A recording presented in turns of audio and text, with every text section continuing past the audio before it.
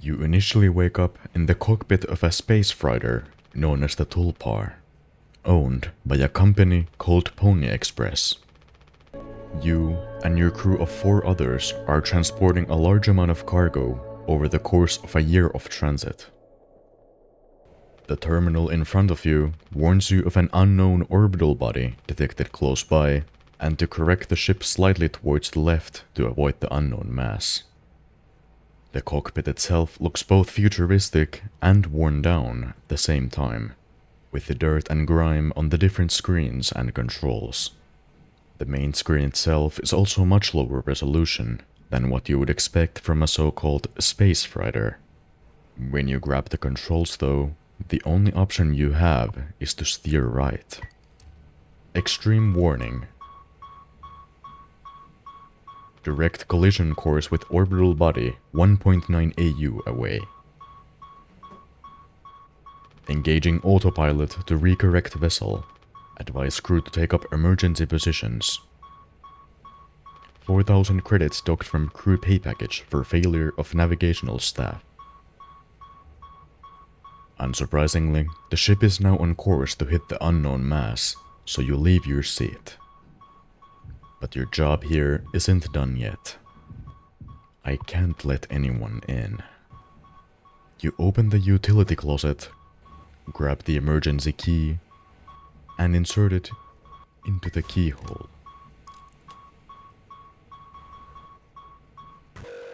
The autopilot has been disengaged and the ship will come in contact with the unknown mass, all according to plan. The door to the cockpit opens and you walk out. You keep walking through the corridors, but it almost seems like they're repeating. The amount of posters on the walls also starts to increase, and things seem wrong. Until the lights start flashing, and one of the doors suddenly locks itself.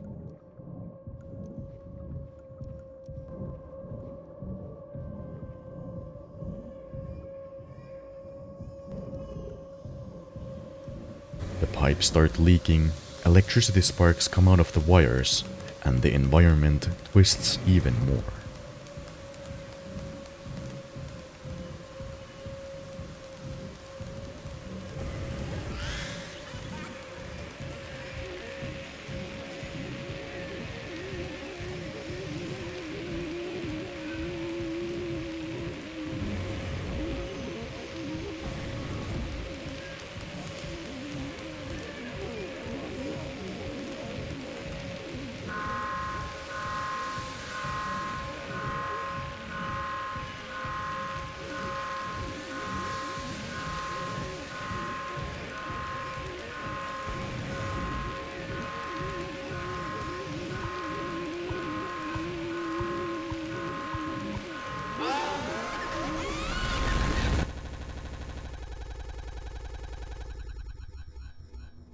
You awaken again, this time sitting around a table. Anyone else would do the same thing. We ain't touching the damn cargo. The hold is locked down for a reason. The only thing worse than dying slowly is not getting paid. But it could be something useful, I think. Could be what? Hopes, dreams and marzipan? Ah. You don't have to. If it helps us survive, it's worth it. Man, Pony Express bosses really aren't chill at all, huh? Come on, a quick look won't hurt. How exactly is this group therapy committee planning on getting in there? Oh, right here, boss. You're looking at the meanest swing of the regional junior baseball team. Straight up nearly corked a kid once. I can take the utility axe and... You were goddamn born fully corked. That's enough, Swansea. There has to be an in case of emergency way inside.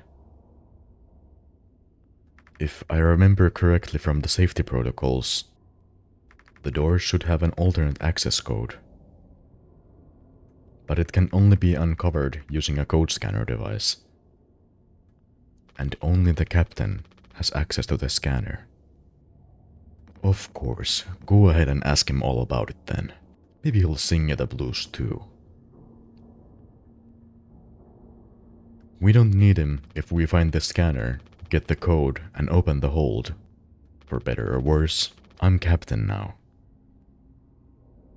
I'll figure it out. Right on. As was shown in the beginning of this conversation, 2 months have passed since the ship crashed. The captain of the ship is the one that seems to have caused it to intentionally crash, as was shown earlier, and because of this, the rest of the crew are becoming desperate. The cargo is the only place that hasn't been checked for resources, so you go looking for a code scanner. Leaving the table, you may realize that you're in the lounge area of the ship. In addition to the dinner table, there's a small kitchen area with cans of rations laid out, and a hangout area with a large couch and an LCD screen the size of an entire wall. Daisuke, who stayed in the lounge area, mentions the food supply to only last 4 more months, which would explain the crew's desperation to open the cargo. There's also insulation foam in several places that discharge to seal many of the broken parts of the ship. After examining the lounge, you first go into the medical office. You come across a very interesting sight. Anya is standing next to supposedly the former captain, who is completely mangled. His body has been destroyed to an almost unrecognizable mass of flesh, with only one eye and his mouth being visible. His hands are both decapitated and so are his feet. His entire body is bleeding, seemingly at almost all times, and he is covered in bandages. Speaking to Anya, she says, he doesn't want to keep still anymore. What about the painkillers? It just hurts him so much, I can't stand the noise. You did make it through nursing school, right? Pony Express sure does know how to cut corners, if nothing else.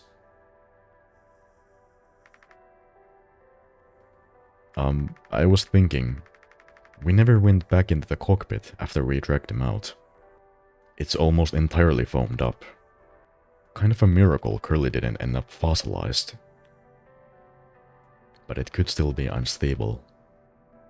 I just think, well, it's the only place the code scanner could still be. Otherwise we're shit out of luck. I'll take a look. I know you'll figure it out, Jimmy. You're so capable. Oh, also, well, I was hoping you could help me with Captain Curly. Right, sorry, with Curly's medication? People have to be worth their titles, don't you think, Nurse Anya? Yeah, forget I asked. I'll take care of it. On the ruined table are the only 8 containers of painkillers left. You pick up one of them, slowly walk up to Curly. Open his mouth, and insert the painkillers. Hold still, yeah. I don't like this any more than you do. You know what they say? Pain is how we know we're still living.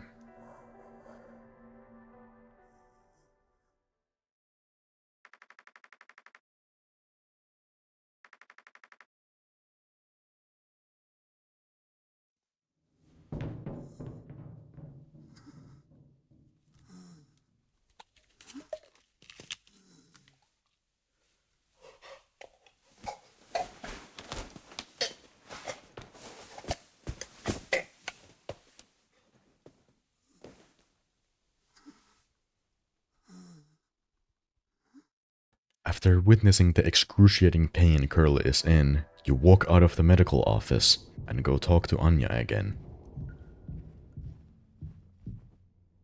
We don't have a lot of painkillers left. But you still want to keep... Why do you think he did it? Does it matter? One answer would make you feel any better.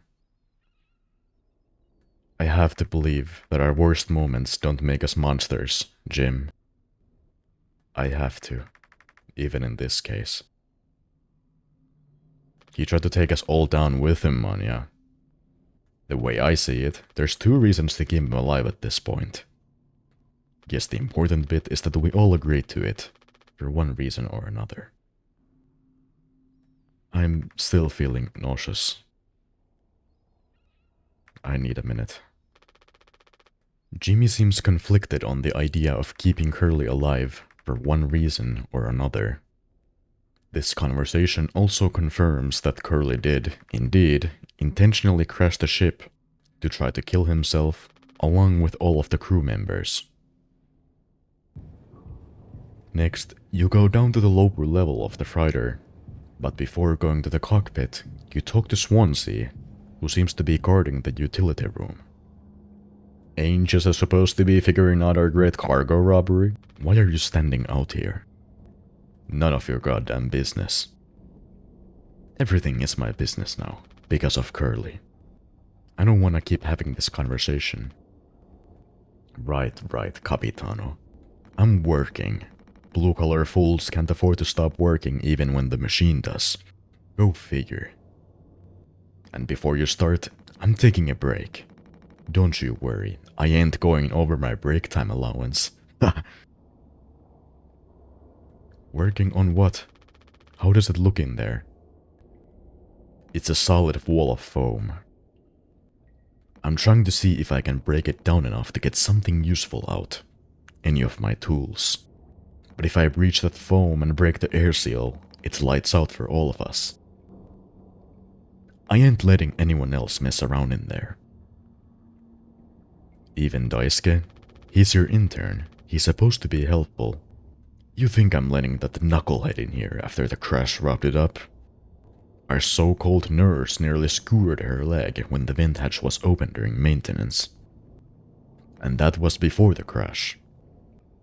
I warned her, but it's in one ear and out the other.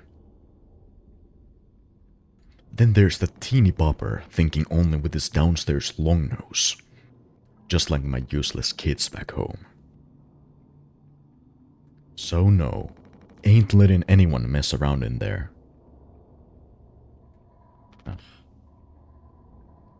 Alright, Swansea, keep me updated. According to Swansea, the entire utility room is essentially useless, unless he can clear the foam out of the way. This conversation also confirms that Jimmy is the current captain of the ship, with Curly being severely injured. The hallway leading to the cockpit is nearby, so you continue.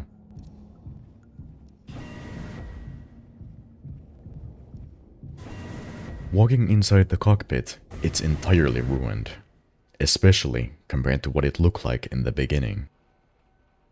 Foam covers all of the controls, making any kind of attempt of repair nearly impossible. More importantly, on the ground is a device that seems to be emitting some kind of purple light. It's the code scanner you were looking for. Now with all of the things needed to open the cargo, you walk back to the fortified door.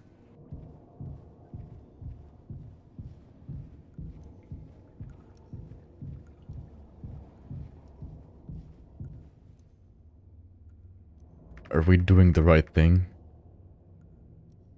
Let it be medicine, food, or water. What do you guys think we've been shipping?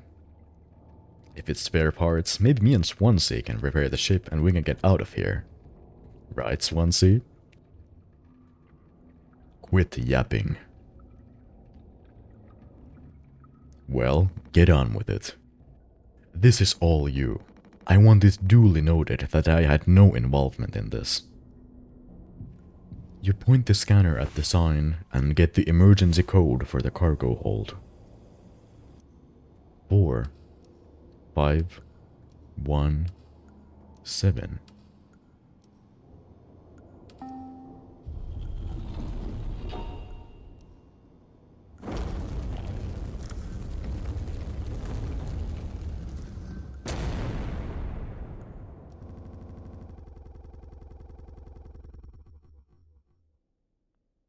7 days before the crash. Are you listening? Yeah, damn, I'm so sorry. Couldn't sleep again. But I passed the psych eval? Well, you gave the same answers as last time. I do wish you'd open up a little more, Captain. These evaluations aren't just about you. As long as I'm fit to fly in your eyes, Anya. Oh, stop it. Guess that means I only have one more eval left to do. Jimmy? He acts as if I do these things for fun. Then I have to make a report with things like, I have found myself sexually excited at the sight of cartoon horses. Well, I could take it off your hands. Really? I've known him a long time. He won't try any bullshit with me. I suppose you are the captain. I am the captain. Thank you. What a relief. Oh, before I forget, Swansea asked me to give you this. They can't expect me to perform miracles. Not sure what it means, but sounds like fun. Good luck, Captain. As the text said in the beginning of the conversation, you are now in the body of Curly, 7 days before the crash happened. The note from Swansea seems slightly concerning, so you continue. The environment, unsurprisingly, is much more clean than before, especially in the medical office, and there isn't any emergency sealant foam in sight. You walk out of the medical office, and while on your way to the utility room, you check out the lounge. The entire lounge looks completely different compared to before. The room is actually mostly clean, and the LCD screen shows a different image than just the same sunset. Afterward, you go down the stairs, and the utility room is open, and standing in front of it is Jimmy.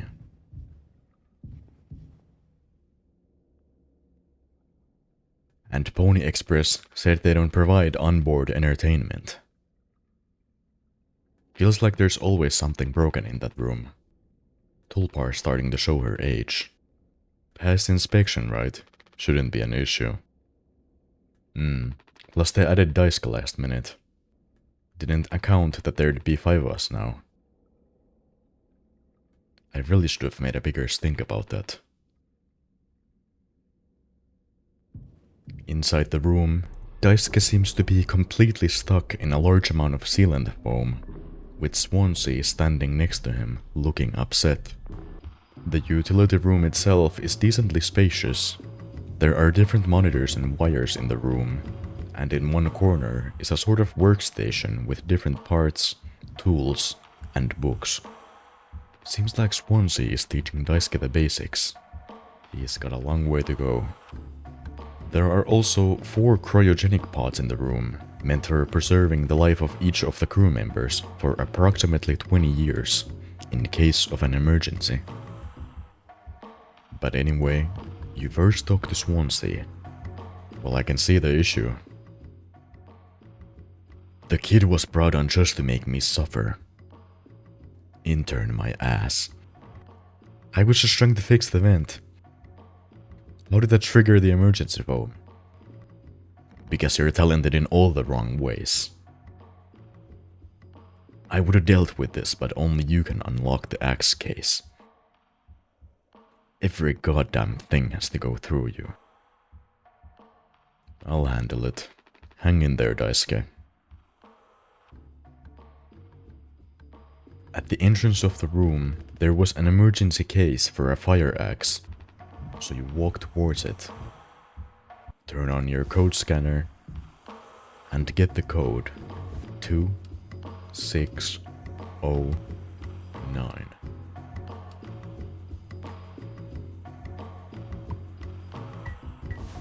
You carefully swing the axe around the foam and cut Daisuke free.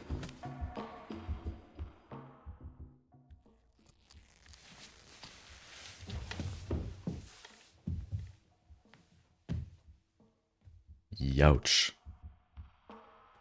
Oof, strong stuff, huh? Get it through your goddamn skull. That meant it's strictly off limits. Really fucking collapsed inside. Looking to get impaled, electrocuted, and cooked? Yeah, but like, you can't fit in there to fix it, right? So I can totally handle it, Captain. Give me the axe. Swansea. This could have damaged the pods. You can't let something like this happen again. Yeah, I got it. Loud and clear. Keep the axe until you've cleaned this all up, yeah?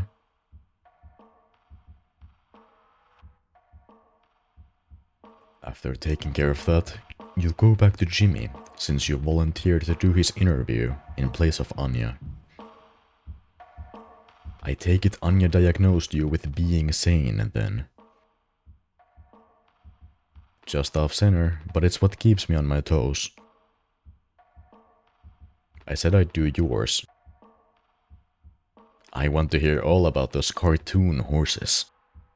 Is that something you were born with or a recent develop? Alright, shut up. Let's go to the cockpit. You start walking towards the cockpit to start the interview. But something weird happens. The hallway repeats. And then leads you into a room with an abnormally large staircase leading down. It leads so deep that you can't even see the bottom. What's more, the door behind you locks from the outside, preventing you from going back. Now with nowhere else to go, you carefully start going down.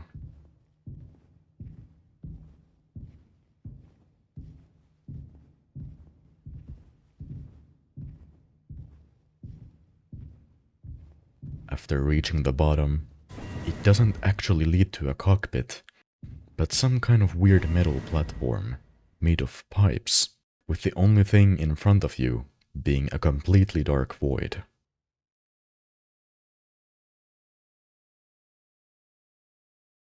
You drop down.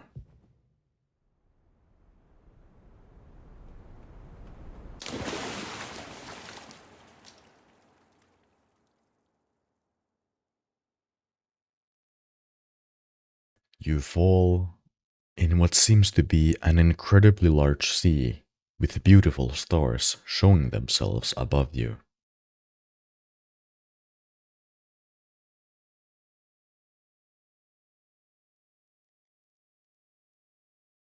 But something is wrong.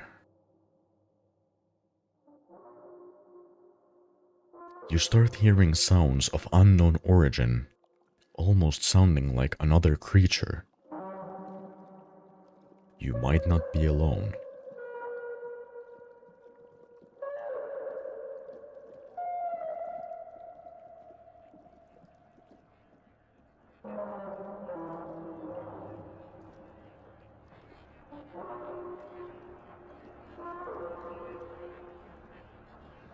Suddenly, sirens start blaring, emergency warning signs appear, and weird metallic structures looking like stairs start to form.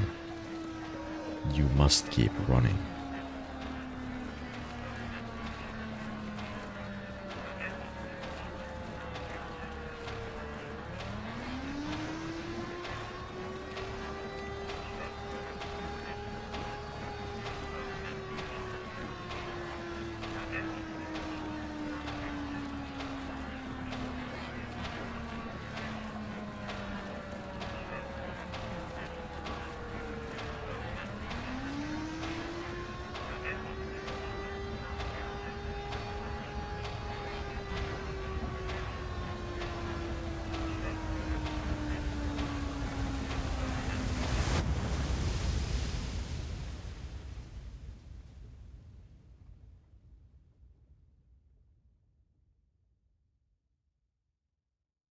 You start walking towards the door.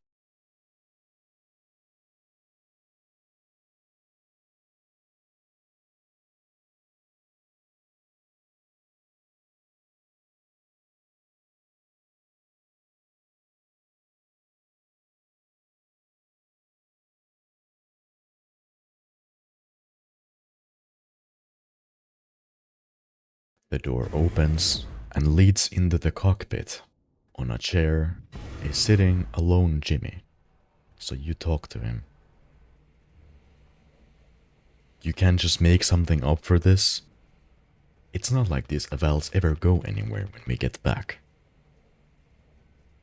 We'll have to power through it. Have you been able to complete your mandated tasks as co-pilot efficiently and to your fullest capacity? Ugh, let's see. I'll just put good for that one. That's all of them, done and done. How are things otherwise? Off the record. I like it.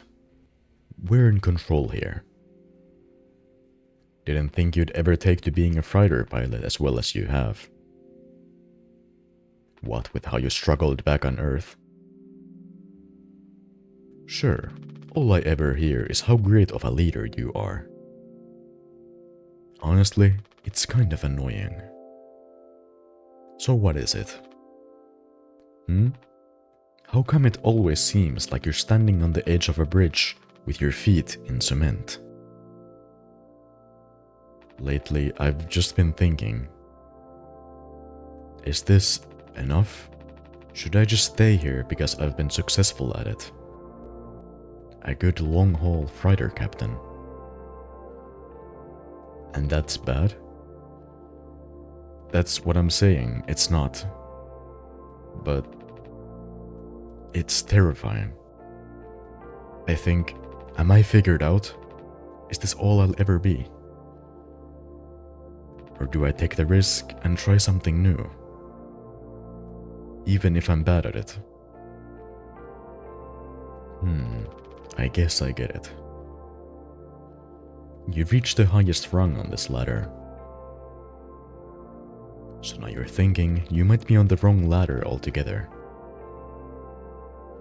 Still a long way down from the top, no matter how you look at it. While I'm still climbing and climbing. Something like that. But hey, you know, I believe in you. Here, on Earth, doesn't matter. You should write that on the psych eval. Message incoming. Oh no, the big guys themselves. Guess that's my cue. I'll see you later. There are some interesting things to take from this conversation. Curly and Jimmy seem to be old friends who even knew each other on Earth, through most likely some kind of mutual job or training they had. Curly seems to be regarded among many of his peers as a great pilot, but also a great leader in general, which isn't any kind of easy feat. Because of this, Jimmy seems to be jealous of Curly and his skills, and wishes he was anywhere close to as talented as Curly is. But anyway, the terminal said there to be a message from the company, so you check it out. News from corporate. Huh. After all the...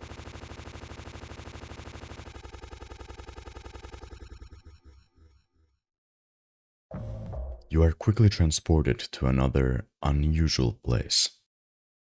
There seems to be hundreds, maybe even thousands of boxes, with some kind of branding on them, laid out on huge shelves all around you. Dragon Breath X. With the only way being to go forward, you start walking. A TV is in the distance, which suddenly turns on.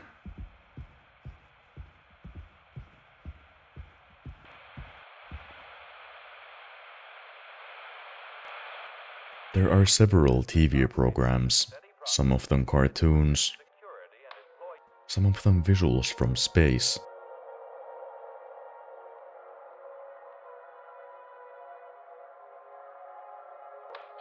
Some of them advertisements.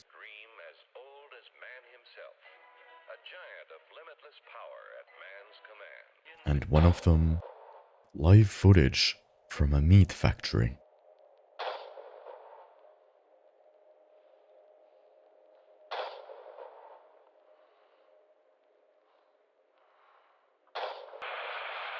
But the last channel has something different.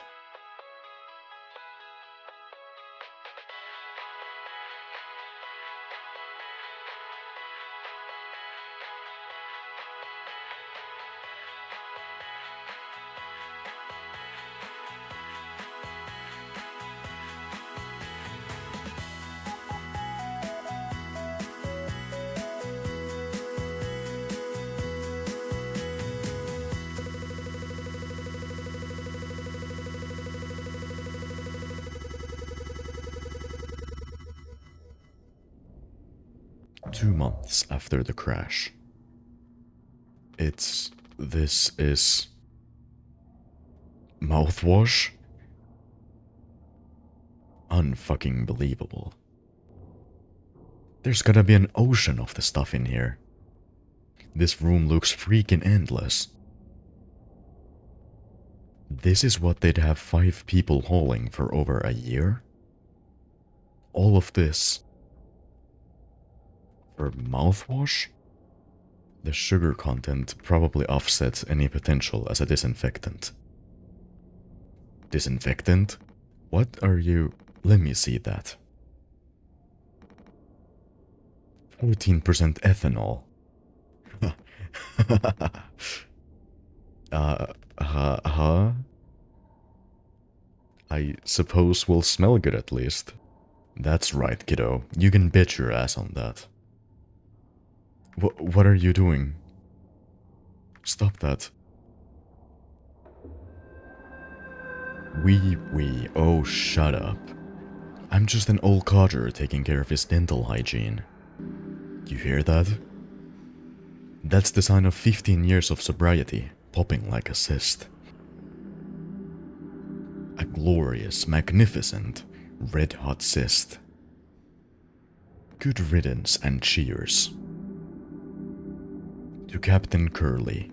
Here. Guess anyone could get seriously blasted off of this stuff. Yeah, and kill you in the process.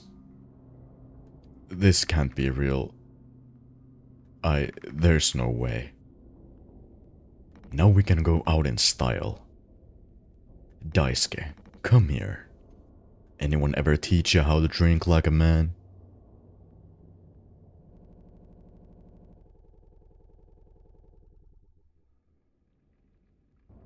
The entire cargo of the ship, the product you and the crew have been shipping this entire time, is Dragon Breath X branded mouthwash. There's probably tens of thousands of boxes full of the product, since you can't even see all of them. Swansea almost seems like he's given up on any possibility of survival, and the mental state of the other crew members doesn't seem great either. 6 days before the crash. You're now back to around the same time when Curly got an important message from the company, and you must tell the crew what was written in the message. You walk up the stairs and open the door, but...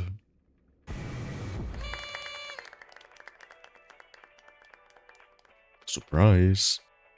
Surprise! Look at your face. Haha, gotcha. Cheers. Wow, what's the, occasion? We only get one communal birthday party per trip, right? So we can have it whenever. Only one person can really be a surprise birth partied per trip.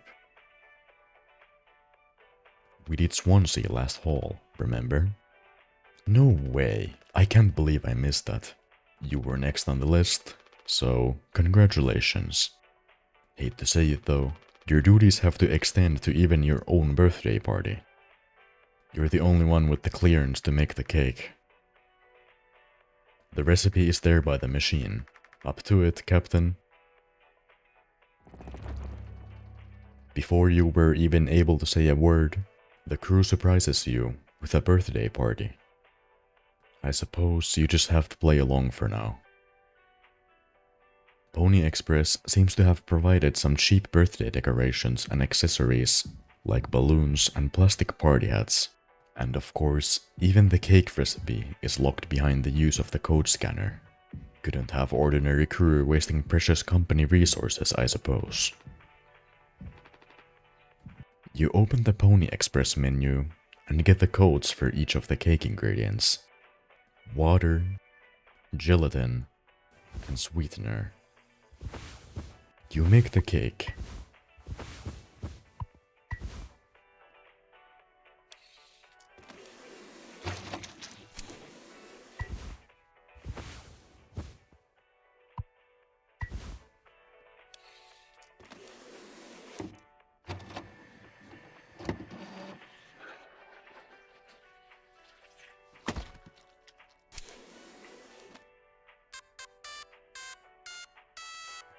Pick it up and carry it to the table. You gotta make a speech. Can't argue with that.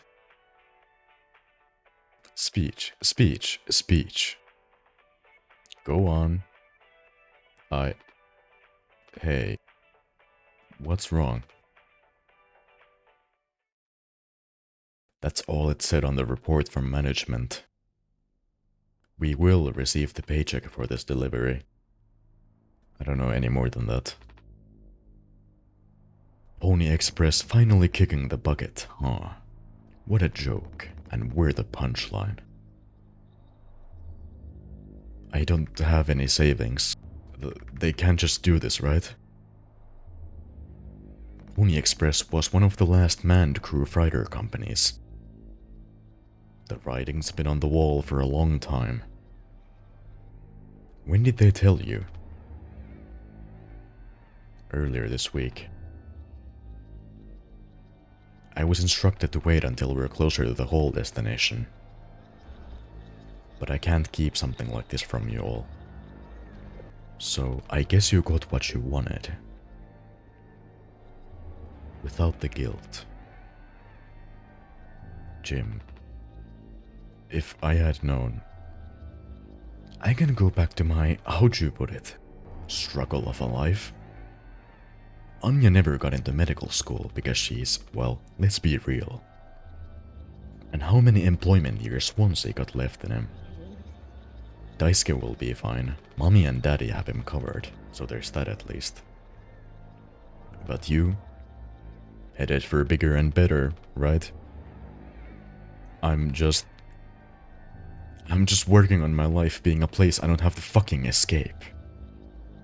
That's what I was trying to tell you. Nothing more.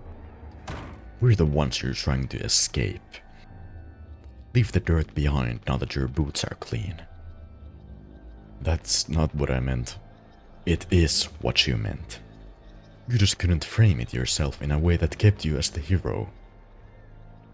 Abandon the crew, but remain the model captain. Unbelievable. But what am I supposed to do? Let's have some fucking cake, hmm? Props to the Twilight Cruise of the Tulpar. Props to our captain and his new prospects.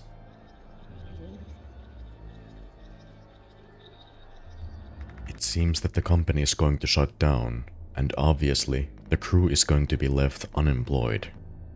Jimmy's reaction to the situation seems especially bad, with him insulting the skills and lives of the other crew members, and trying to gaslight Curly just to make him feel worse. You pick up the knife on the table and start cutting the cake.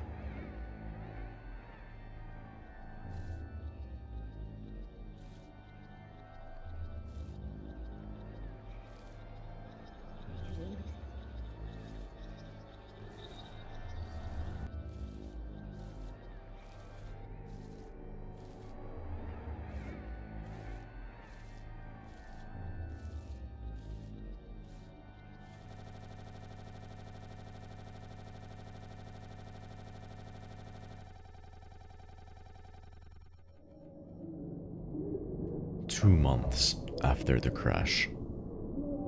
After cutting the cake in half, you are transported back to the viewpoint of Jimmy, 2 months after the crash.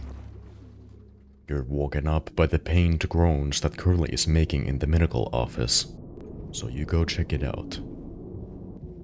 You open the medical office door, and obviously, you can hear Curly suffering much more clearly now. The easiest explanation for his groaning would be that he hasn't been given his painkillers, but you don't know that for sure. So you go and try to find Anya and ask her.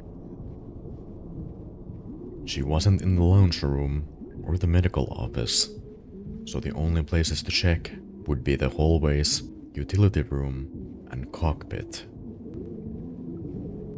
The utility room is locked and nobody is in the hallways, so you go to the cockpit.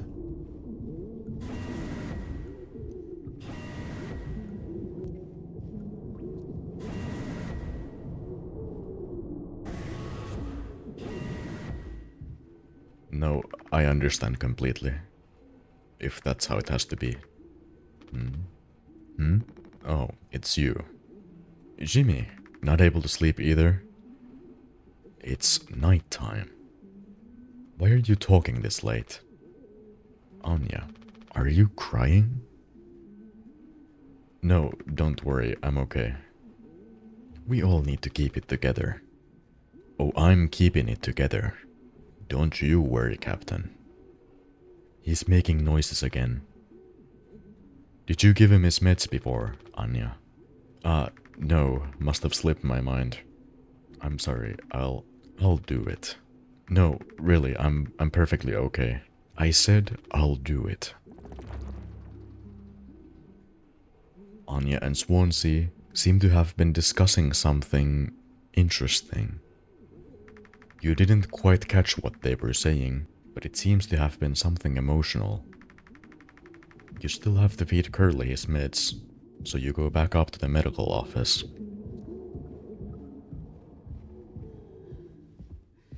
There are only a few containers of pills left. You pick up one of them, walk towards Curly, and feed it to him, yet again, while having to listen to his suffering. Come on, stop with the noise. Damn it. I know what everyone is thinking. The way they look at me. What could I even say? And then, what would she do?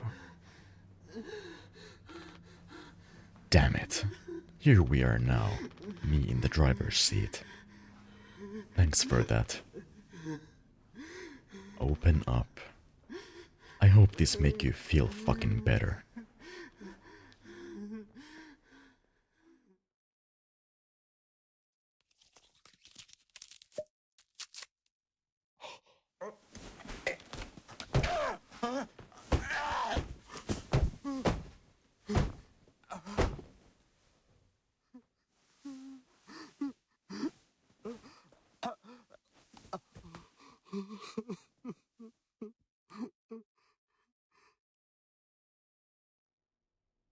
It's unknown what specifically Jimmy is trying to refer to, but before it's even possible to think about that, you are transported to a different place.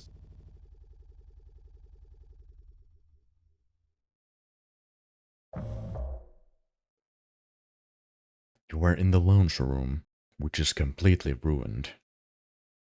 There are massive piles of mouthwash scattered everywhere. The large LCD screen is broken, only displaying an emergency warning message. And the only thing in front of you is Curly, sitting on the dinner table with a cake laid on a plate. You sit down. We should have some. Why? It's mediocre at best, obviously. Sometimes you can only get the subpar stuff. That's what makes the really good stuff, well, good, right? Why bother? Hey, we all tried to escape. Didn't work for any of us. I've thought many times, is this what peace feels like? And is it good enough? If I'm being real, it certainly isn't the best. So all I can do is try to make my life one I'm not trying to run from all the time. Sometimes I'll be promoted, buy a house, fall in love. But other times, I'll just have some awful fucking cake with my friend. Right now, that sounds pretty brilliant, yeah? So, if you'll do the honors. Right. Well, let me go find a knife. With your new objective in mind, you go looking for a knife. Most of the pathways are completely blocked by the massive piles of used mouthwash. The only room that's accessible is the cockpit.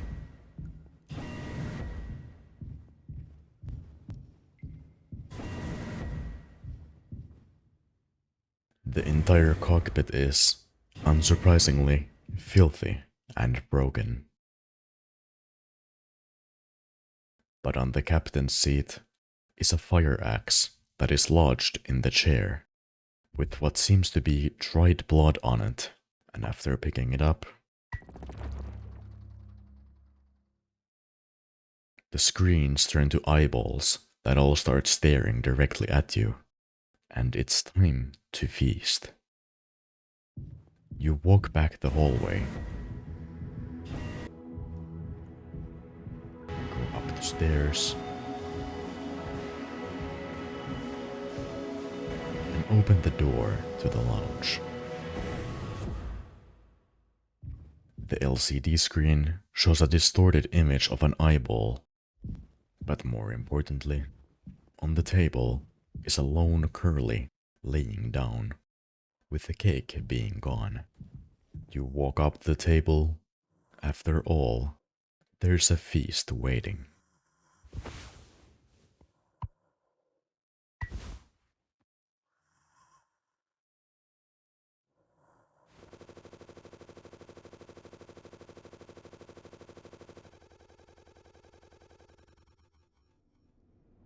Two months after the crash, you wake up again as Jimmy on the broken ship. Right behind you is Daisuke, laying on the floor.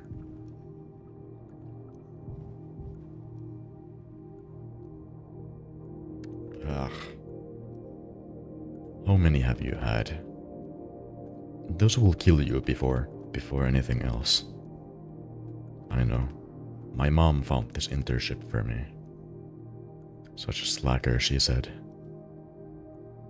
I don't know. I just never knew what I wanted to be. Never was good at anything. Total screw up. We're not done yet, Daisuke. I just hope she doesn't blame herself. Please, just take it. I don't want to look at this stuff anymore.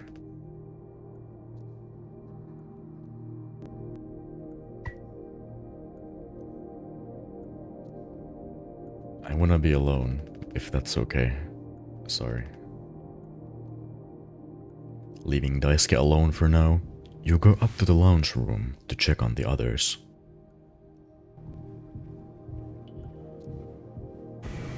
Inside are Anya and Swansea, from which you first talked to Anya. Anya. Ah. Oh, you startled me. Sorry. No worries. You thinking about drinking that too? Honestly, yeah. It'd probably just make me feel sick. Wouldn't fix anything. As much as I'd like to. Right. Hey, I was thinking... Did you know that not all of the medicine aboard was in my office? We store some in a storage locker in the hallway. Why haven't you brought this up earlier? It was foamed up. I didn't think it was possible to reach it. But I've been estimating the position of the foam. I think the medicine depot locker isn't too far into the mass of it. So we could try to break it down. One strike too many on a weak spot. We'll all get sucked into space. I think it's worth the risk. If nothing else, it's an excuse to get Swansea to hand over the axe. It seems that there's still some medicine left in a locker in the hallway. So you go talk to Swansea, who seems to be dancing with the axe, to ask him to hand it over. El Capitano, the man with the plan. You done? I need that. This old thing, this was entrusted to me by our previous tragically inclined leader. Big responsibility.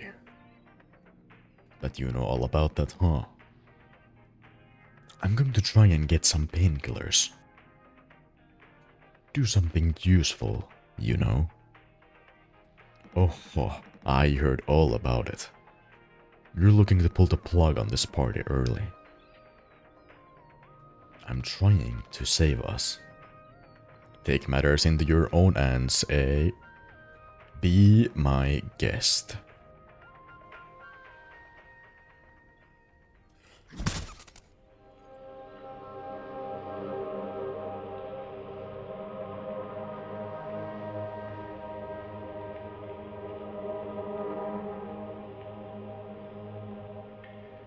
Swansea seems to be completely intoxicated from drinking the mouthwash, which to him seems to be the only positive thing in this metal prison.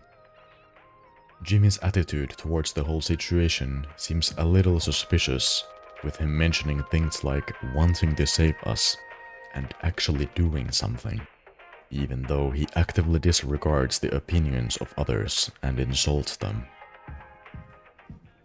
You pick up the axe Swansea lodged in the LCD screen and go towards the hallway. Right away, to your right, you see the storage locker Anya was talking about, so you start swinging at the foam.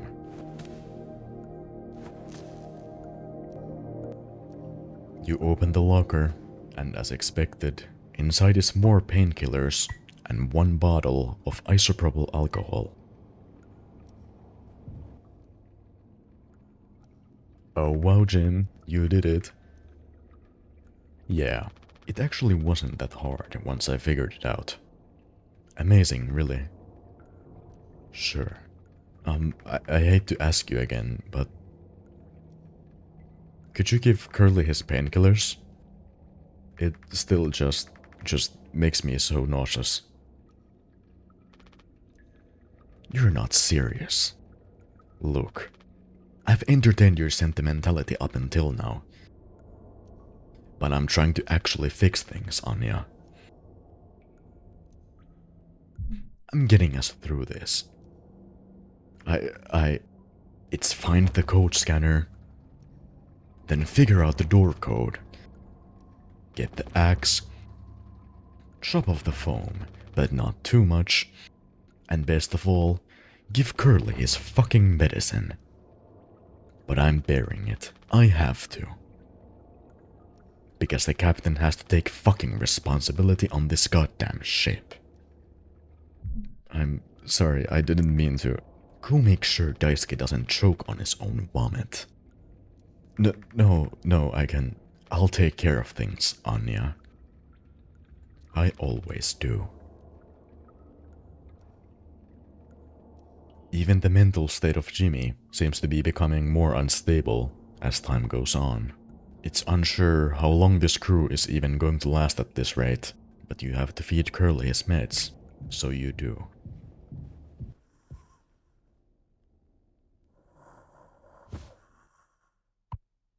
I don't think I understood the pressure you were under before. Fuck, and you tried to tell me. Our worst moments don't make us monsters. Huh. You were a good captain, Curly, and you'll be one again. I'll get us both through this.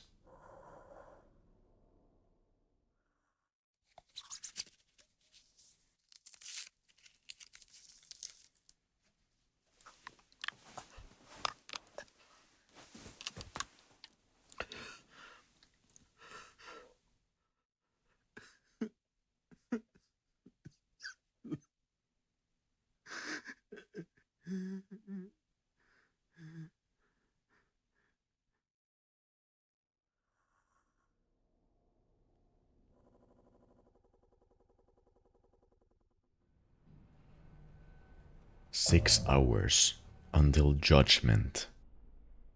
After feeding Curly his meds and listening to his pained groans, you are again transported to a different place. In front of you is what seems to be the door to the cockpit, so you lock it. Jimmy, get the fuck out here. Immediately after you lock it, Swansea starts aggressively pounding the door to the cockpit. You have to do something to keep him out. You first take the broken metal pipe hanging from the roof. You can't hide. Swansea is only getting more aggressive. You're running out of time. The only place that could have something useful is the utility locker, which inside you find a large rope. This could work. I'm gonna chop you into 20 fucking pieces. You quickly go up to the door and first attach the metal pipe to it.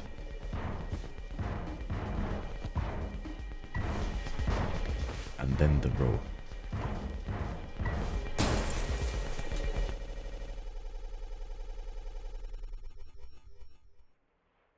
Two days before the crash. You doing okay? Yeah, can't sleep. I know how that is. I just toss and turn. Or stare at the ceiling all night. I actually kind of like the nighttime window screen. If you can believe it. So I just come look at it sometimes.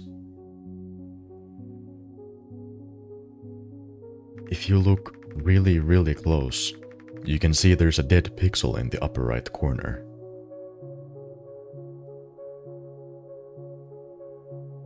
That's so.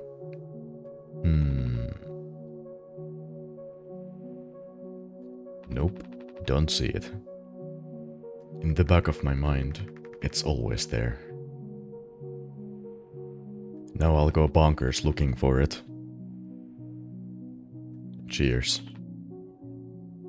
I don't think it ruins the illusion though. It's peaceful. But maybe I'm just used to looking at the bigger picture. How many days of transport do we have left? Let's see, off the top of my head. Around 237 days. Just under 8 months. Hey. What do you think Pony Express put a lock on the medical room door, but not in the sleeping quarters? I suppose for the same reason they put a lock on the cockpit. Safety.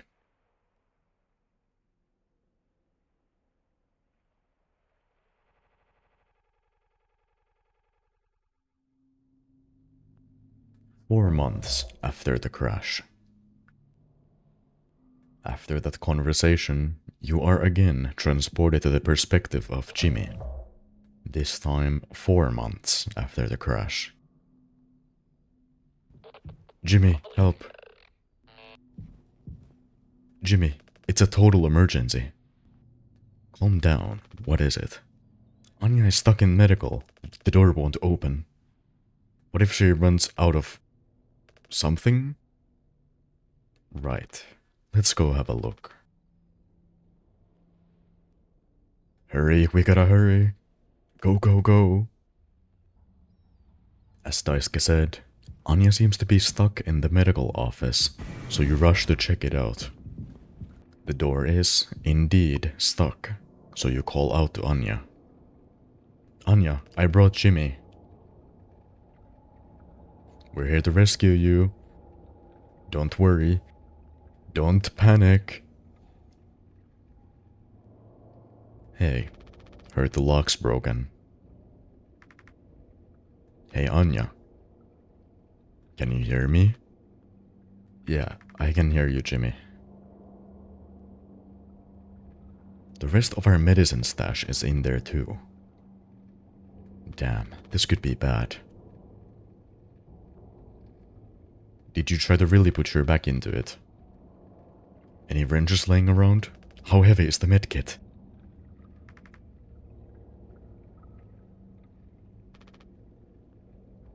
Anya, is the door stuck?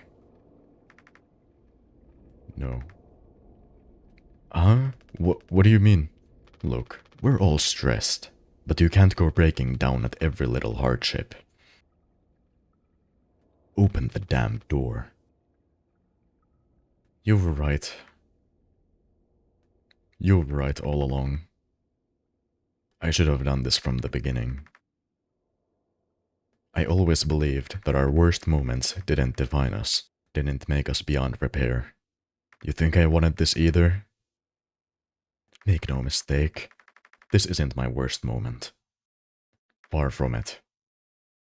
It's the best one I'll ever make. Open the door. I'll take care of it. Anya? What does that mean? Curly is still in there with her, right? Yeah, you don't think? Daisuke, you and Swansea know the internals of the ship better than anyone. There's absolutely no other way into medical? Well, Swansea said it was strictly off limits. Like, super mega not allowed above all else. The utility room. Busted vet in there loops in the medical. But, I mean, technically a person could totally fit through it. If that's the only way, we'll make it work. You listening, Anya? Fine. Come on, Daisuke. The way Jimmy is acting doesn't seem appropriate for the situation. Anya sounds very emotionally unstable, and what she said is also very concerning. I should have done this from the beginning. Make no mistake, this isn't my worst moment. Far from it. It's the best one I'll ever make. You should do something quick. So you go to the entrance to the utility room with Daisuke. In front of the utility room is sitting Swansea, like a guard dog. Swansea, we need your help. I know you said utility was dangerous, but I'm good right here, fellas. You know I'm not letting you in there. Off limits.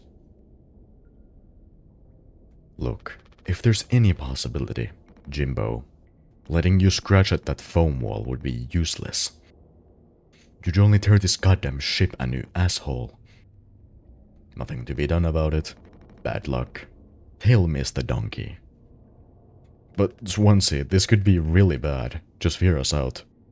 We're God's hand-picked favorites on this here planet, I reckon. Means we get to name it. So let's hear it for Wake Rock. Whatever's going on anywhere else ain't my problem. Since I'm the happiest man Wake Rock has ever seen. Let's go, Daisuke. There's no point with him. After that failed attempt of trying to convince Swansea to help, the screen cuts to Daisuke covered in wounds, bleeding heavily on Swansea's mattress in the lounge. Don't do anything. Stop, stop, stop. I can fix this. Why do you keep fucking saying that? Are you hearing yourself? Yeah, I'm sorry. We still have disinfectant, right? The one from the extra medical stash? Get it, now. The cocktail The cocktail? What are you blabbering about? That was your fault. You would never have. I had no choice. You useless, you goddamn fucking idiot. There has to be something else. I don't think I need to mention that something went terribly wrong. It seems that Jimmy and Daisuke managed to somehow get in the utility room, and of course Daisuke was the one to crawl through the broken vent leading to medical. It was mentioned before that Anya almost skewered her leg from walking too close to the vent, which was even before the crash. A cocktail was also mentioned in the conversation, but there isn't much more information on that just yet. You still have to find some way to help Daisuke, so you first go to the medical office. Right after you open the door, something is wrong. Your vision around the left side of the office is completely blurred, almost like your mind is trying to block something horrible from your vision. The vent in the room is also open and there's a large blood trail leading to the door, which definitely confirms that Daisuke crawled through here. There isn't anything in the office that could help though. The lounge didn't have anything useful, so you walk to the lower level of the ship.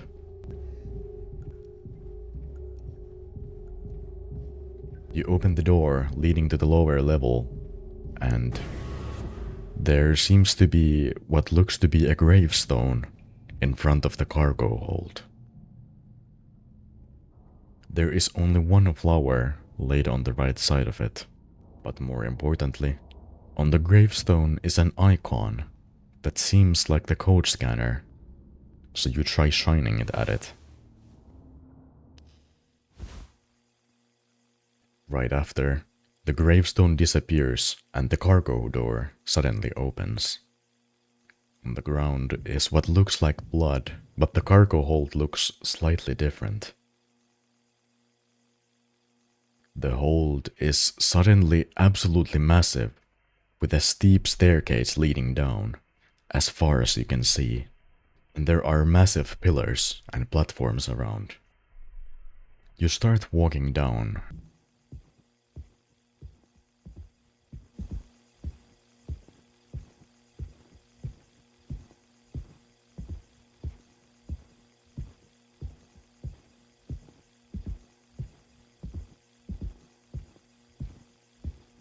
The screen flashes, and the world distorts. The amount of staircases has increased drastically, and the environment is different. But you still keep walking.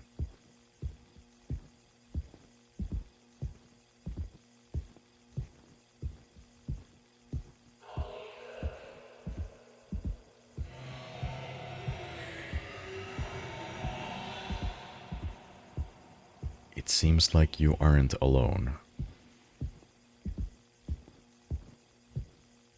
After walking down the stairs for slightly longer, the environment changes again. In front of you is a note. A blind beast, aimless and restless. You can't run from it. After reading it, you start hearing the noises of some kind of creature. There are large amounts of metal walkways in this area, with countless boxes of mouthwash stacked on shelves below you. You must keep going.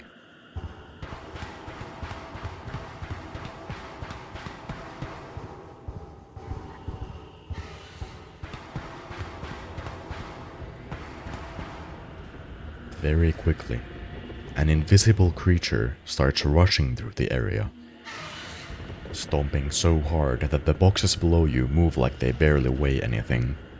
Every time you make sound, the creature comes closer. The note seems to have some truth to it.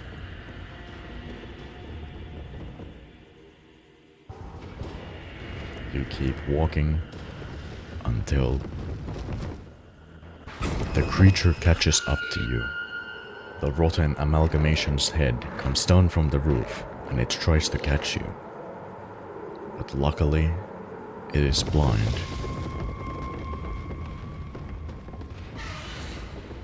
You avoid it by simply not moving and continue forward.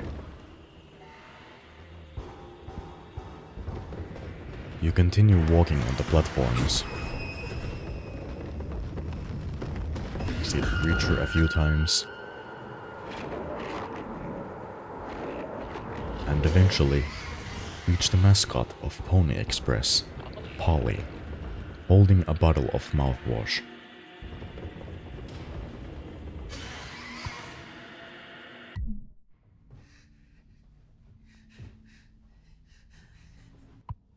Yeah, I'm sorry.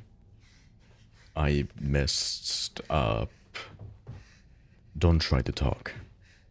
The only option you can think of to help Daisuke is to use the mouthwash as disinfectant. So you do.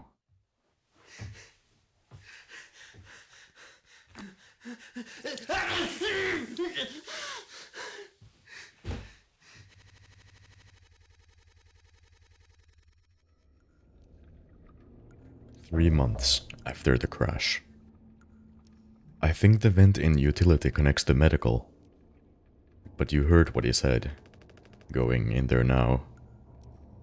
It's too unstable. Trying to break the foam could risk the air seal. I just don't want to fuck up again, like I did before. You heard Anya. I wouldn't put it past her to do something extreme right now. You and me, Daisuke. We can save Curly, yeah? Swansea won't help, so we'll figure it out ourselves. Right, alright, yeah. We got this. But even before the foam, how do we even get the door to utility open? Swansea's been practically camping in front of the door, and he has the key. I have an idea. You're going to have to trust me. We need to knock him out. You're gonna fight him? No.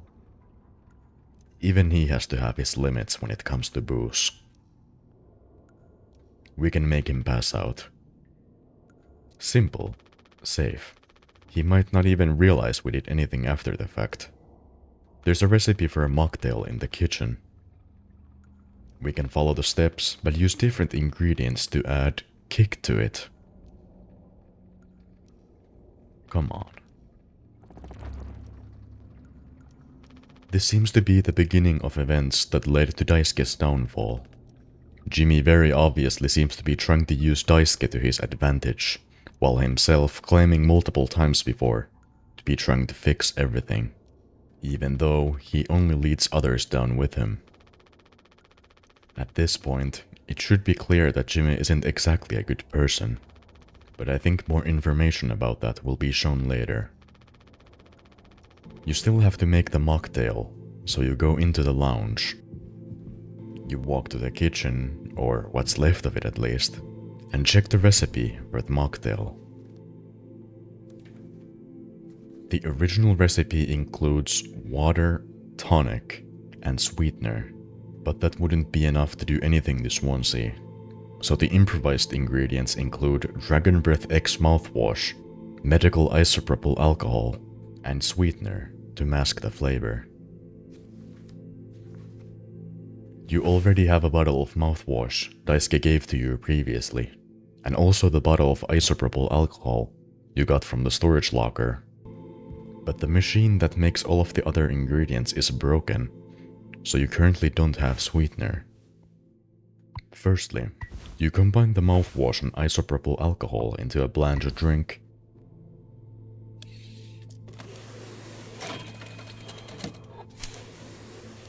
And pick it up.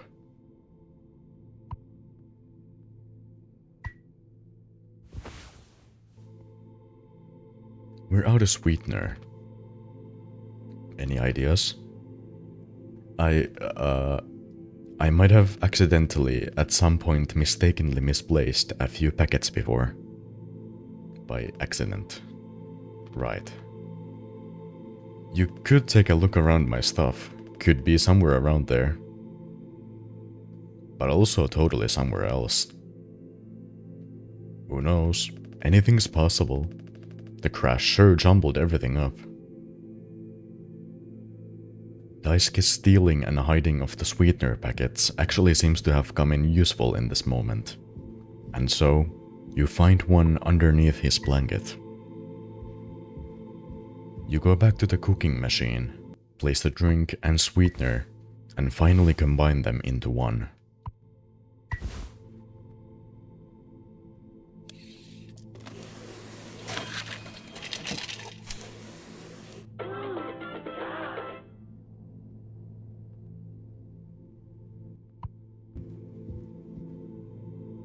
That drink looks sick. I can totally picture myself on a beach with a hot babe and a few of those.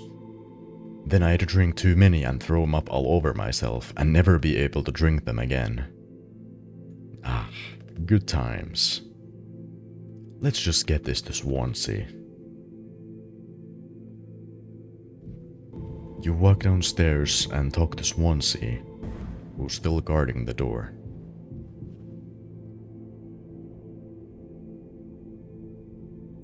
You take into teaching my intern now. I personally try to educate based off of years of experience. But that's just me, Captain. You hand him the mocktail. The fuck is that? Look, we need to keep working together.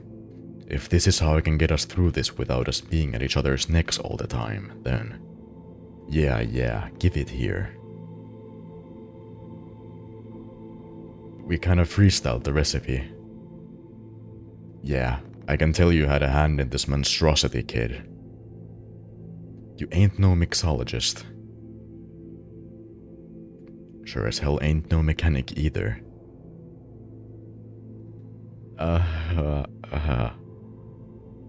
You never should have come here. Who the fuck even decided to let you board, huh? Stick the idiot with a bunch of sad sack adults and see what he learns, eh? Bootstraps and all that. What a lot of horse shit. You think it's going somewhere, but every failure leaves you a little more mangled than before. Older, uglier, meaner. Smarter in a worse way. Wallowing doesn't suit you, Swansea. I suppose you think we should all be acting like you, our hard-working, esteemed captain. I say take a load off before the sun finally sets on this party. May we never go to hell, but always be on our way. Swansea is right. Daisuke should have never been accepted as a crew member. The only thing his involvement accomplished was even more unnecessary suffering for himself and the other crew. Even if the job itself was successful, it's unlikely he would have learned anything good from it, especially with him not even being qualified for his position as an engineer intern.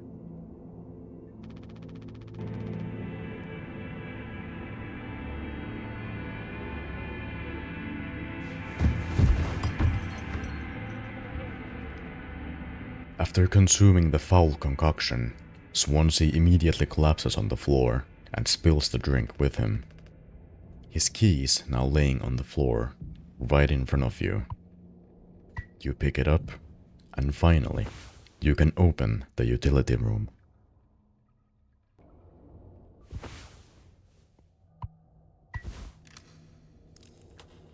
Captain, you sure about this? Maybe we could talk with Swansea when he's cleared up a bit later. He's just like really into workplace safety and stuff sometimes, you know? Which is like totally cool and stuff, I think. He taught me, it's time to be brave, Daisuke. Curly and Anya are counting on us. With that, you open the door. Wait. Whoa, it's like barely foamed up at all. Hey, it's those things. I've never been inside one. What are they called again? Cryostasis pods. Oh yeah, these things are far out. Totally sci-fi. Oh, it looks like this one still works. How long can these things even keep you frozen? 20 fucking years. I can't believe Swansea managed to clear all the foam from here. He didn't. What? Think about it. Swansea never let you work with him bringing the utility room foam wall, right? No, it needed to be handled delicately. He said I have way too many athletic strength in my arms. I would have just torn right through the foam. I was like, damn, makes total sense. Bummer. So I've been in charge of the kitchen instead. He said it's next level critical to keep stock and organize every day. Had me double, triple, quadruple check everything like all the time. Right, of course. And he never told you he'd gotten in here.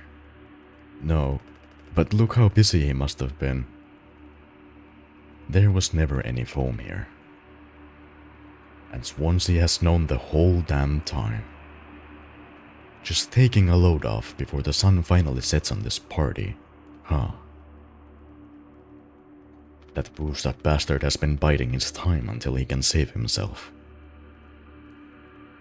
Would getting in the pod really mean you'd get rescued? 20 years more of a chance to get found. I'd take those odds over our current situation. Not like this though. Not by lying through my teeth while waiting for everyone else to die. No, man, that just can't be right. I'm sure there's a reason. We'll ask him about it when he wakes up. We'll deal with him later. Right now, we have a job to finish. And the vent looks like it's still in one piece. Whoa, check out those sparks. I hate to imagine how gnarly it looks on the inside. It could be somewhat collapsed in places. You could make it through. We need to try it. Swansea said it's not safe. I know he forgot to tell us about the pod, but he knows like everything about this kind of stuff. Maybe we should just wait for him to wake back up? You said you could handle it. Swansea taught you well, right? Time to prove it. He'll be impressed when he wakes up. Proud. He'll understand why we had to do this. Then he can explain himself. You think so? Daisuke. Everyone's counting on you. Captain's orders. Yeah, I got this. Okay, here we go. As was shown, the entire utility room is almost the same as it was before the crash. Just that 3 out of 4 of the cryogenic pods are broken, which Jimmy theorized Swansea to be keeping the last one for himself, while waiting for everyone else to die. Yet again, Jimmy is also coercing and manipulating Daisuke to do whatever he wants him to, like he's been doing this entire time. Daisuke climbs in the vent, and I think you can guess what happens next.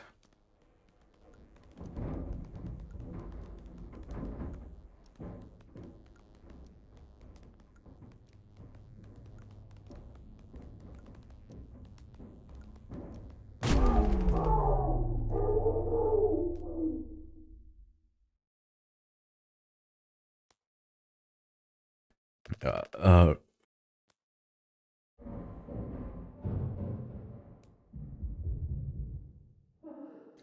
Anya? What did you do?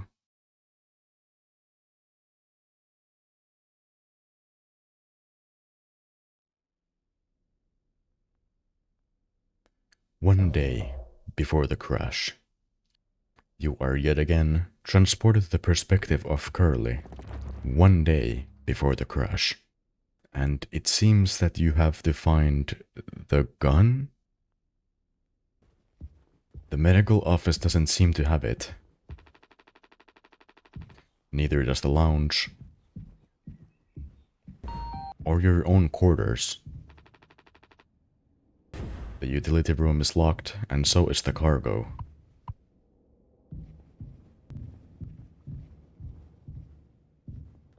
The only place left to check is the cockpit.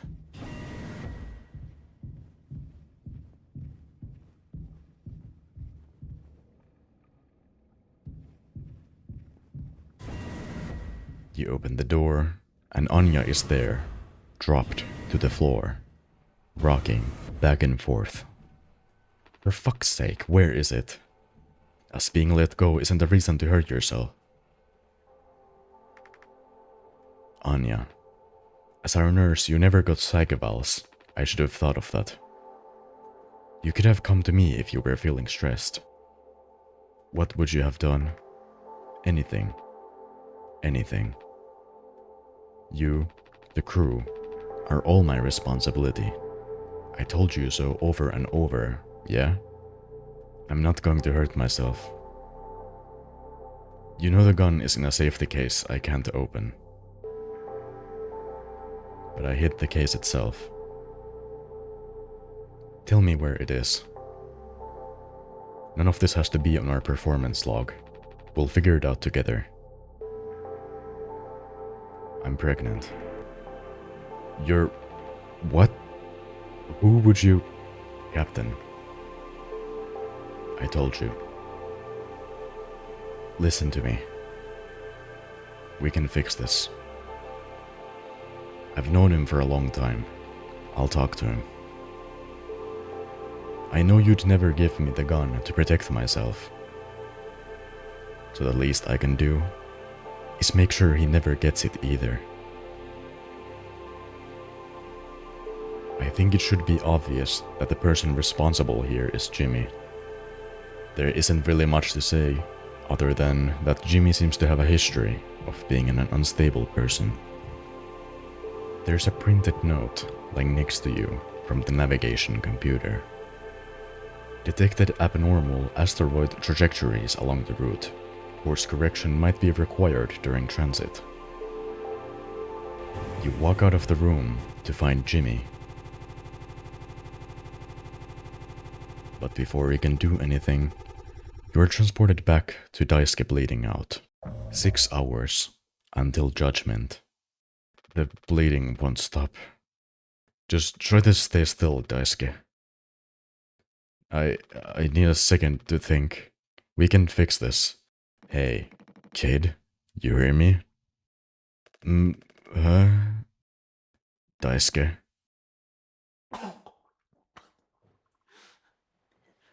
Hey, stop. Don't move. It's alright, Daisuke. Calm down.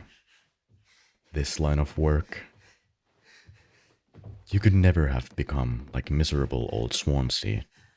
What a tragedy.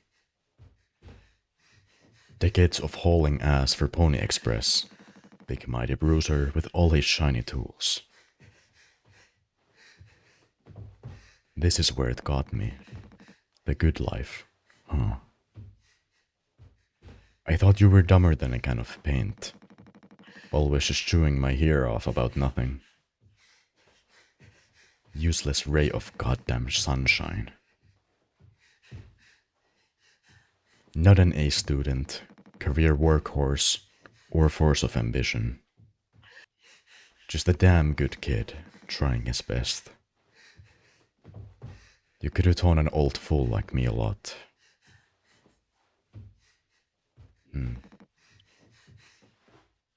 Close your eyes, Daisuke.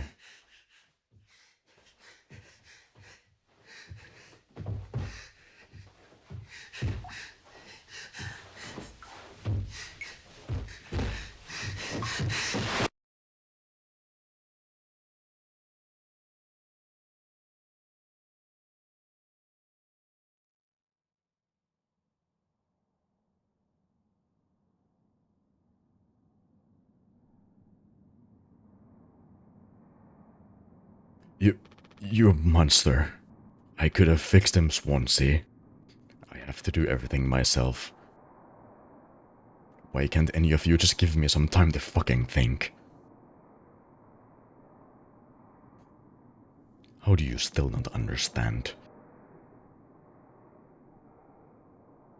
It's over. End of the fucking line. He won't suffer one more second because of your delusions. Unbelievable. Stop pretending. I know all about your plans, Swansea. I went to utility. I saw what you've been hiding down there. Sneaking around with that axe, telling Anya who knows what. Now this? You're making sure you're the one who gets inside that cryopod.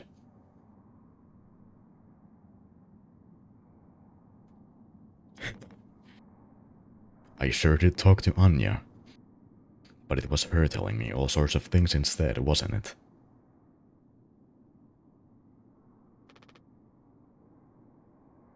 Shouldn't the captain go down with his ship?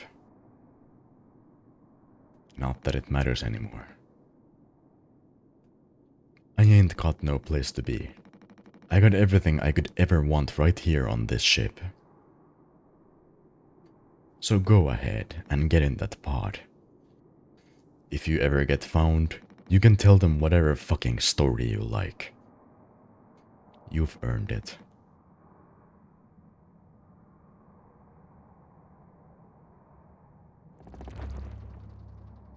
Your mission is to find the gun, so you continue. You walk out of the room and go into the hallway. The first place you check is the medical office. Right after opening the door, you witness what really happened. Anya ended her life by drug overdose. She seemed to be doing really bad mentally the entire time during the job, especially after Curly, for some reason, decided to crash the ship and lead the entire crew to their doom. After everything that happened, she couldn't take it anymore. The drawer connected to Curly's bed is open, and there you find what seems like the gun case, although it's locked. It's likely that the code for it would be found in the cockpit, since that's most likely where the case was placed originally. So you start walking there.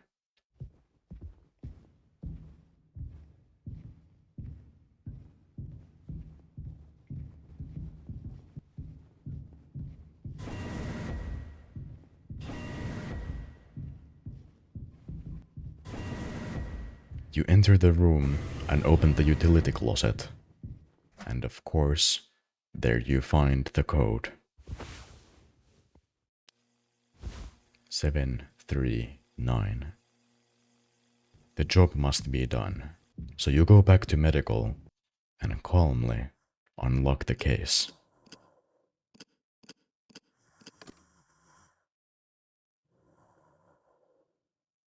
You know what to do.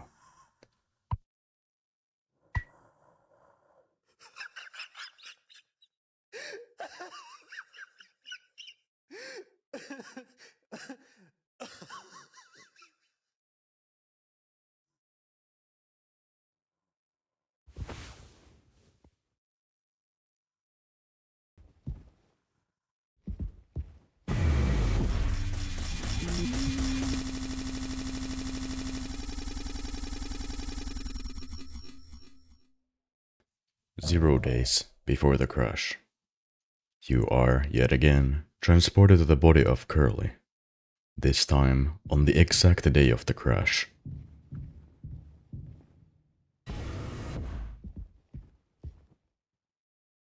I told him, Anya, you should have waited for me. What did he say? Nothing that makes any difference. Did he seem angry? Where did he go? He just walked away. Curly, I don't want him in here anymore. Hold on, fuck. Just wait, I need to find him. Everything's going to be okay.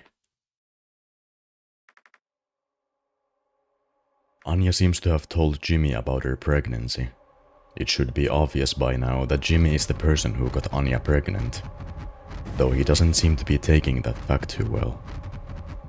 He is most likely in the cockpit, so you start walking.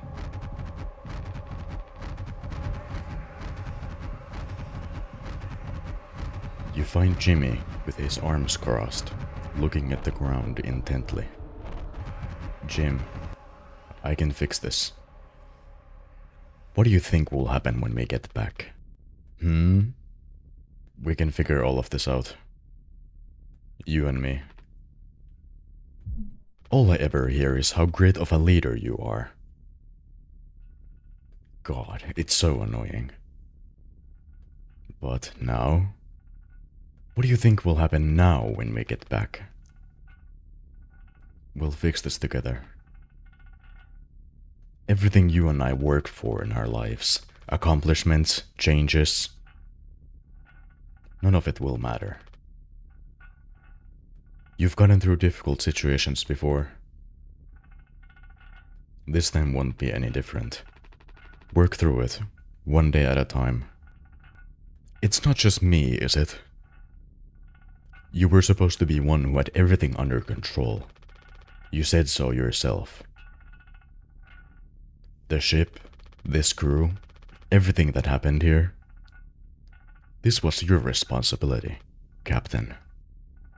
That is what you'll be hearing the rest of your life. Or this can all be remembered as a tragedy. Despite what must have been the best efforts of its acclaimed captain. The Tolbar crew was never found. No one survived to tell the tale. You're standing at the top, feet in cement. I get it now. Right? Right.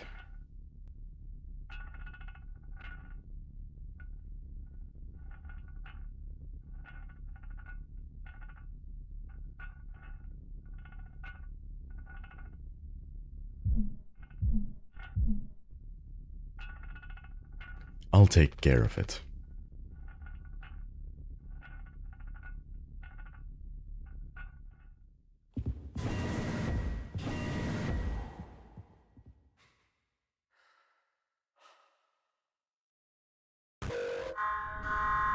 The ship's alarms start blaring and the ship starts shaking.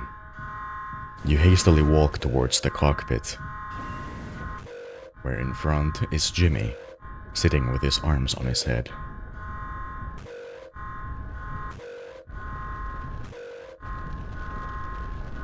Jim, tell me you didn't... I should have... I didn't... What the fuck did you do?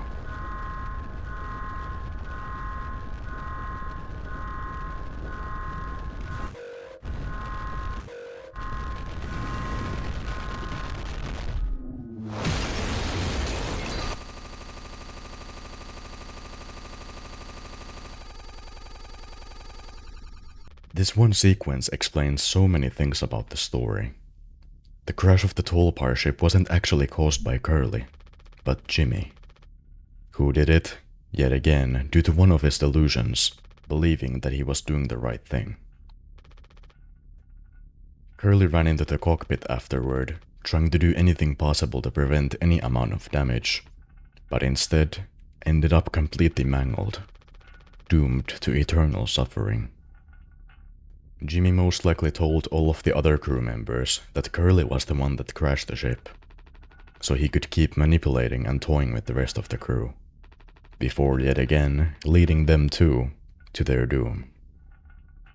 After the crash, you are transported back to Jimmy. 1 hour before judgment. You're holding Curly in your arms, almost like you're preparing for something.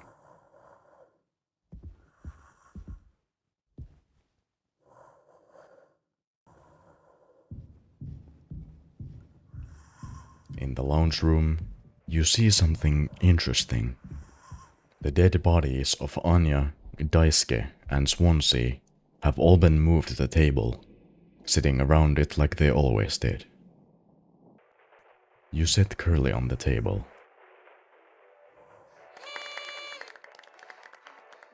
Woohoo! Happy birthday, Captain. This rocks. Here, here. To Captain Jimbo.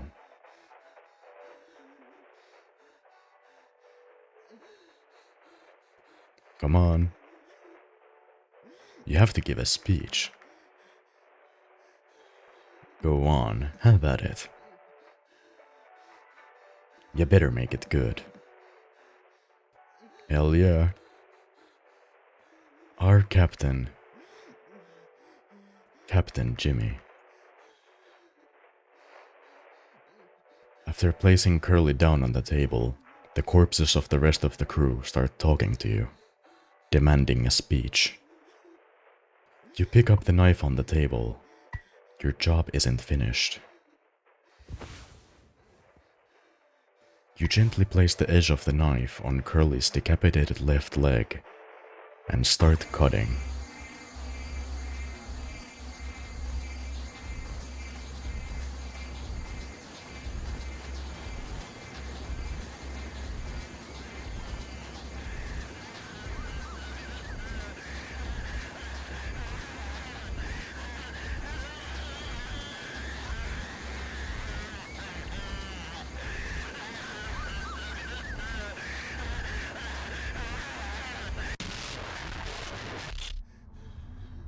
A lot of people struggle to put food on their plates, but that wasn't enough, right, Captain? The lowest rung of your ladder is our highest, until it was all swept from under your feet. Life isn't even worth living at the same level as us. But I forgive you. All of us do. I won't give up on you, even like this. I believe in you. We're going to make it through this. Sometimes we thrive, travel the endless reaches of space. But other times, we just have to accept days like these. You taught me that, Curly. Let's eat. Let's survive. Let's eat indeed. Afterward, you are immediately transported to a different plane. Take responsibility. Around you is nothing but a black void, and in front of you is a door.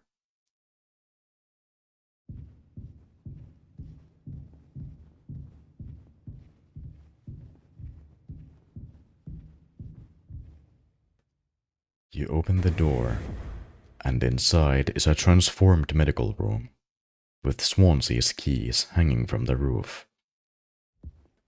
And under it is the broken vent. You drop down.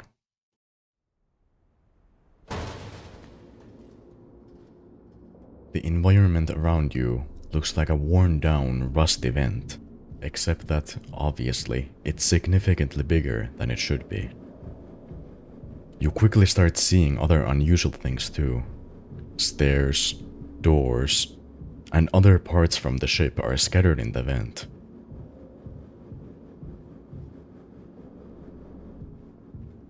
You keep walking until you turn a corner and see who looks like Daisuke staring at a wall, almost like a corpse. But when you walk up to him, the environment changes. In Daisuke's place is a flower, and the entire surrounding area is enveloped in a blood-red light.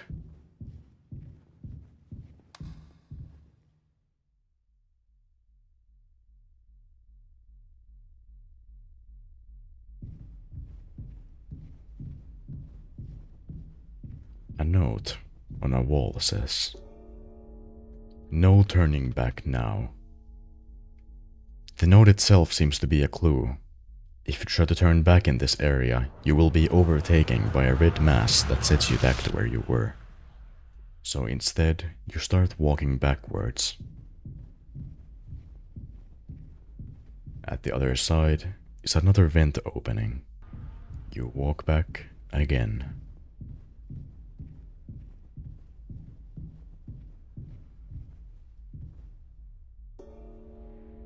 You walk back again.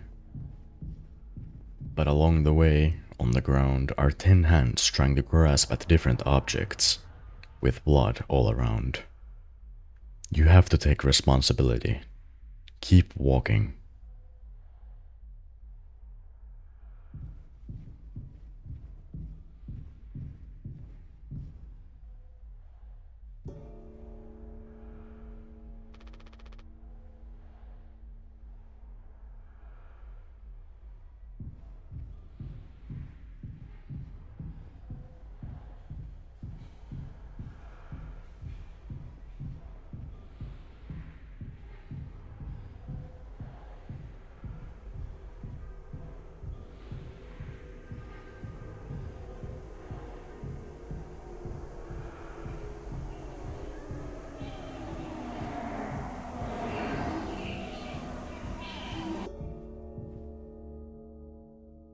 The environment changes again.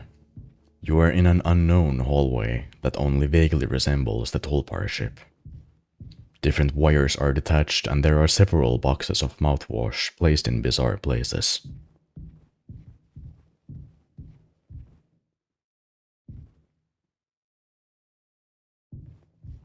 You keep walking, but the ground starts shifting. And eventually, your gravity changes. Out of the 3 doors around you, only one is able to be opened. The one below you.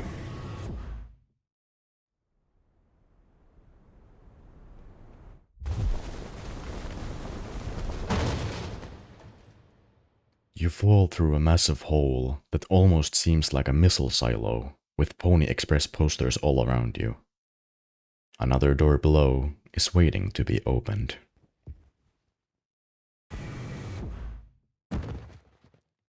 Another distorted environment stands before you.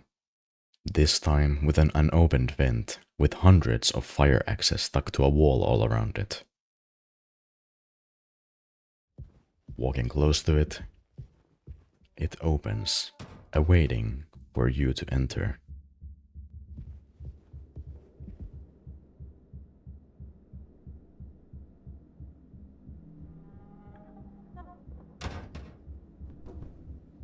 The vent looks almost identical to the one Daisuke was manipulated to go through by Jimmy. Sharp metal parts stick out around you, and there's emergency foam around you.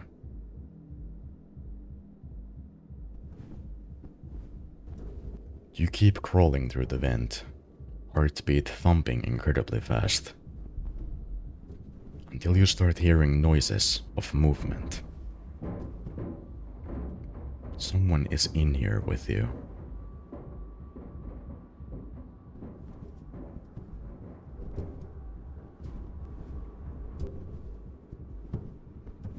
When you crawl forward, there is yet again a flower behind a steel fence. You crawl back. And an axe is thrown into the wall right around the corner. You must keep going.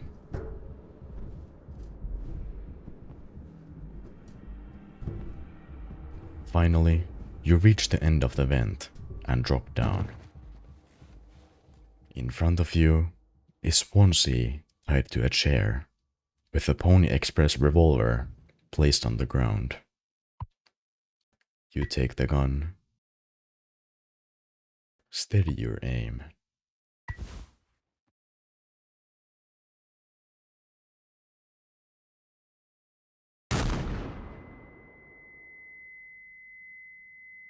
Right after you fire, you're transported to what seems like a graveyard. With your gun in hand, you continue forward.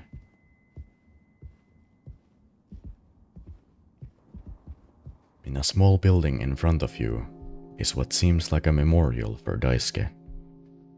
A picture of him is placed on a counter with flowers and candles around it.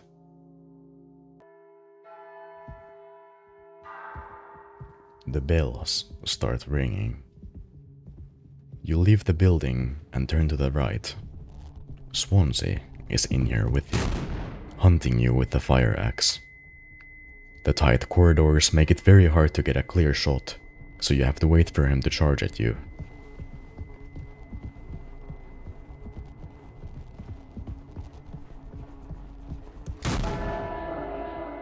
One shot fired.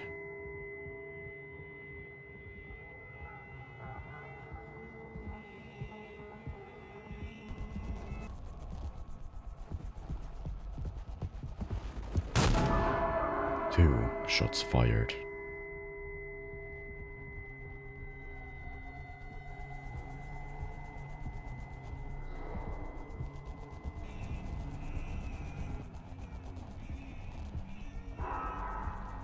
And finally, the third shot fired. I have something to say, so shut the fuck up and listen.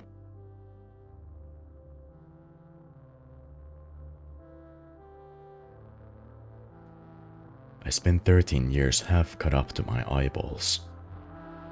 Drunk, to put it mildly. Then suddenly, I saw it. A streetlight shining in my face.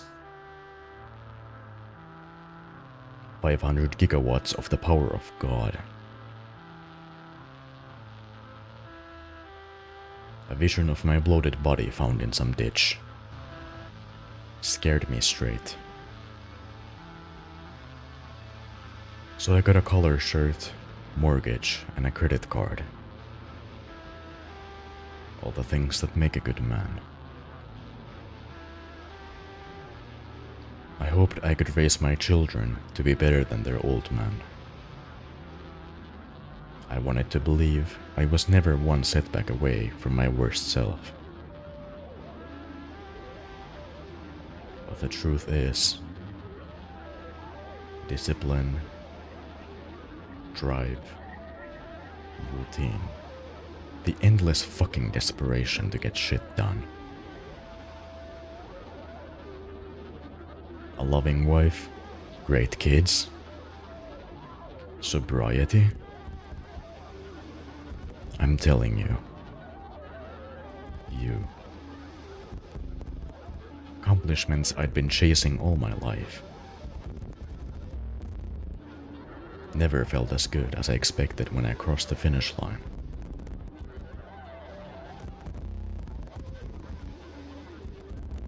So now that we're at the end, take an inventory. Those nights spinning out of my head, sinking into the sofa. Broken glass in my palms, bleeding dry, the funniest thing ever. Old dogs laughing and snarling on the waterbed floor, mocking the moon for daring to show its face. All nausea and wreckage and vomit and ugly cruelty. The only problem in the world, an empty bottle. Those were the best days of my life. Yeah. Those were the best days of my life. I got nothing to hide, ready to face the music. I can see myself for what I am. But you, a cowardly, selfish motherfucker, and you can't even see it.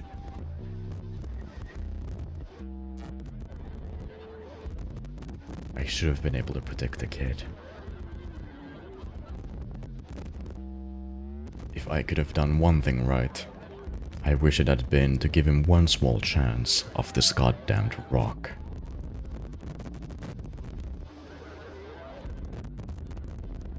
Swansea I'm going to fix everything. We're going to make it. Fuck you.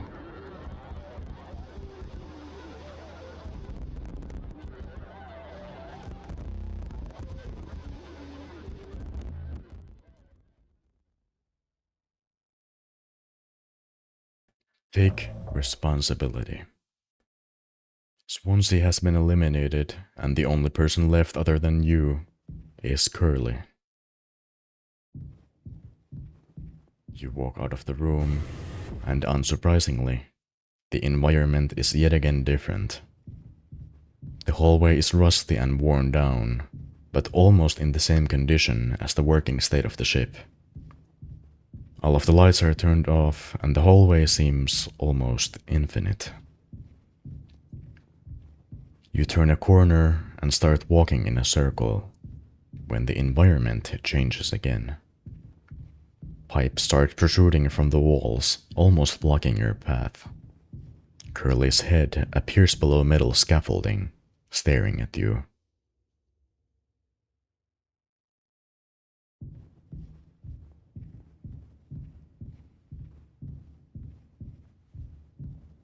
The hallway loops in a circle again, and the walls start to look like they're bleeding. Eyeballs come out from the walls, all looking at you, shaking.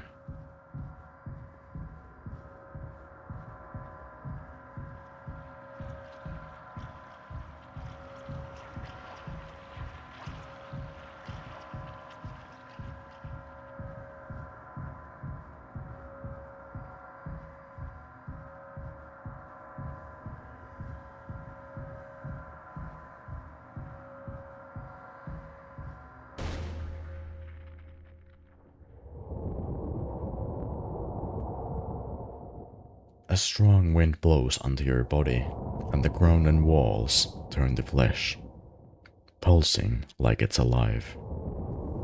You keep walking.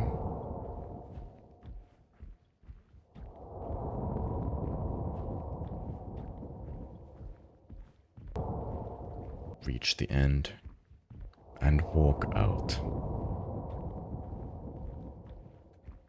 You stand atop a large metal platform, and behind you is a massive flesh mass, vaguely resembling Curly.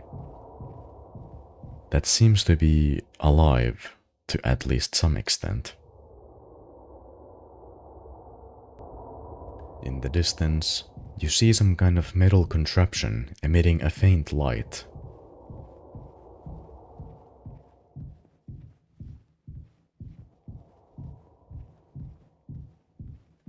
When you walk closer, you come across an interesting sight.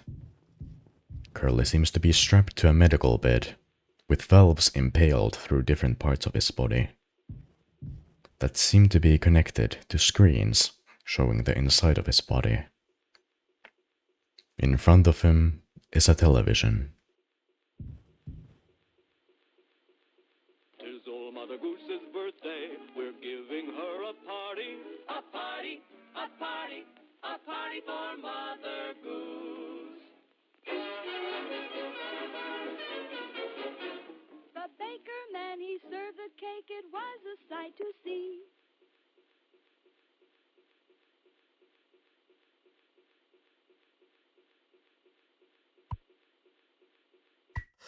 You pick up a part of Curly's leg and go up to him.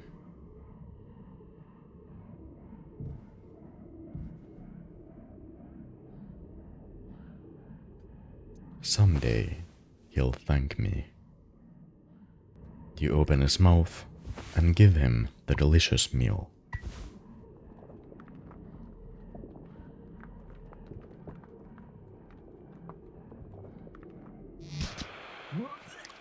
His body rejects the meat, but that can be fixed. The valves on his body can rearrange and tilt the insides of his body to make him be able to eat it.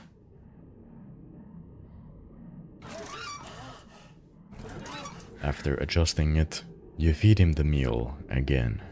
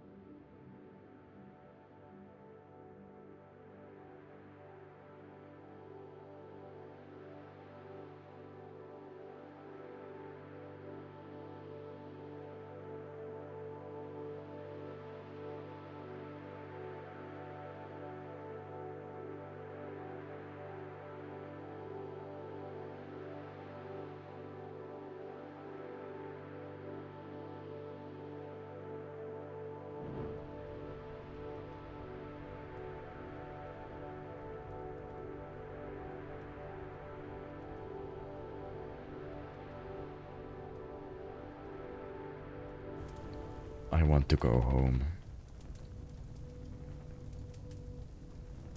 We are home. Why don't you finish what you started? Don't worry. If anyone ever finds us, I'll still be playing the villain.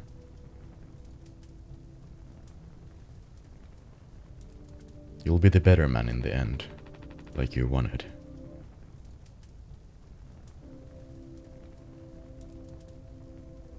I could have stopped it. I'm taking responsibility.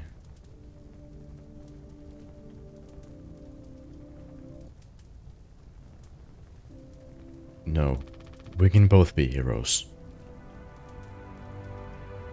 We're a team, just you and me, like we used to be.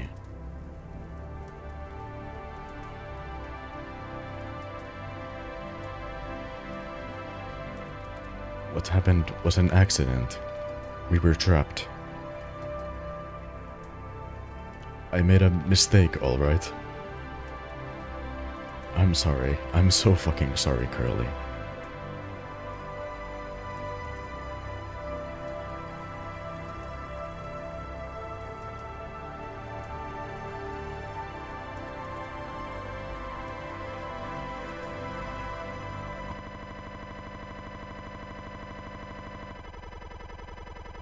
After that exchange, you are once again transported to a different location. This is the last time you will take responsibility. You are in another vent-like area, but this time there is flesh, blood, and medical supplies laid around. But more importantly, there is a massive flesh mass at the end of the vent that almost looks like a living being. You pick up the ultrasound device and begin looking into the mass.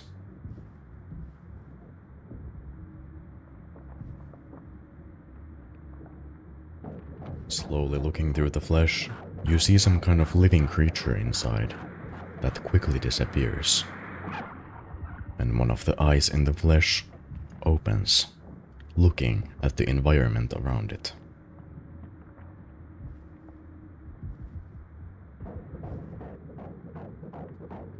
You repeat this again.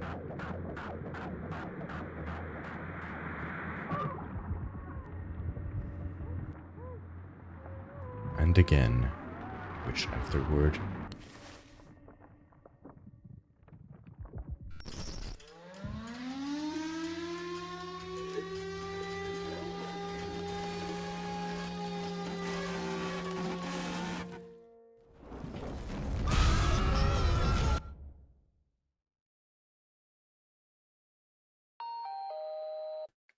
all clean. Really gets rid of that bad taste in your mouth, huh?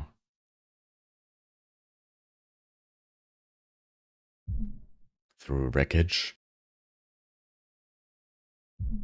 through silence. Wash it away. All day, fire fresh. You walk forward in the metallic vent-like area, turn a corner, and see the hideous creature. Walking closer to it,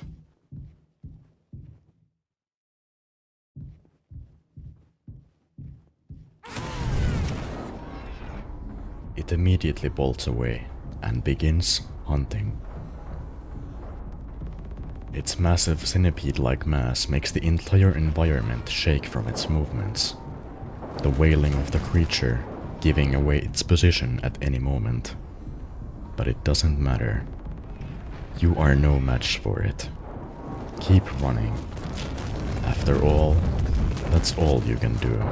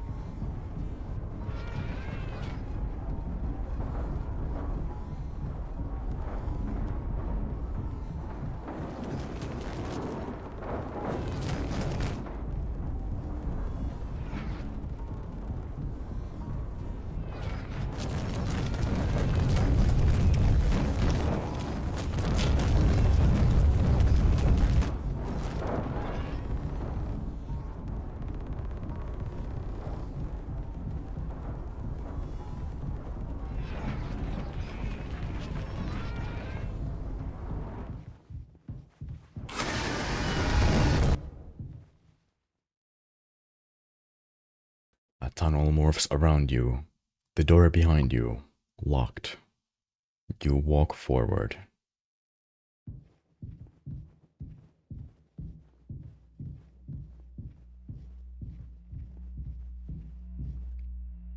The employee IDs of the deceased crew appear before you.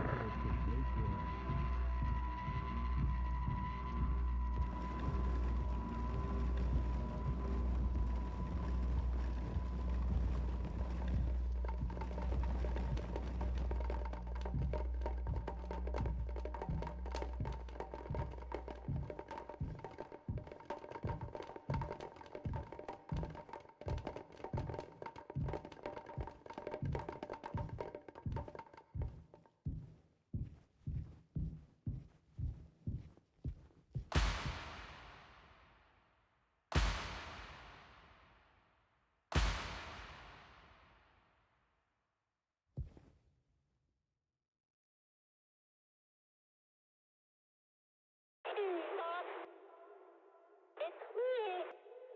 Or what should I call you? And above your pay grade. Pony Express is dead. And so are you. I know what you think of this predicament of yours. Poor you. It's misunderstood. Polly says. Shut up. Curly tried his best. I did too. But he's the better man. I see that now. We can both still make it. I'll take care of him. I'm taking responsibility. Curly. Captain. I'm so sorry. You really mean that, Tom? Yes. Yes, I do. I fucked up. But I can still make this right. Our worst moments don't make us. Wait a minute. Hold on. If all of that is true, why are you also concerned with me?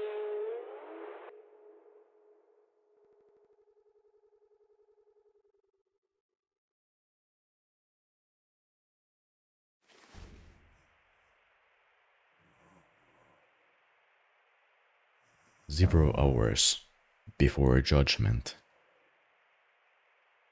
It's time to take responsibility once more. You pick up Curly in your arms, leave the lounge, and start walking towards utility.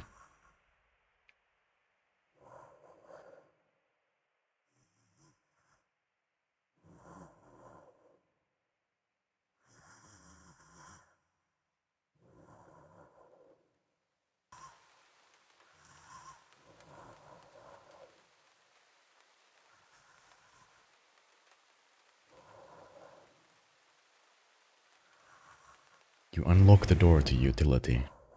The cryopod is open, waiting for you.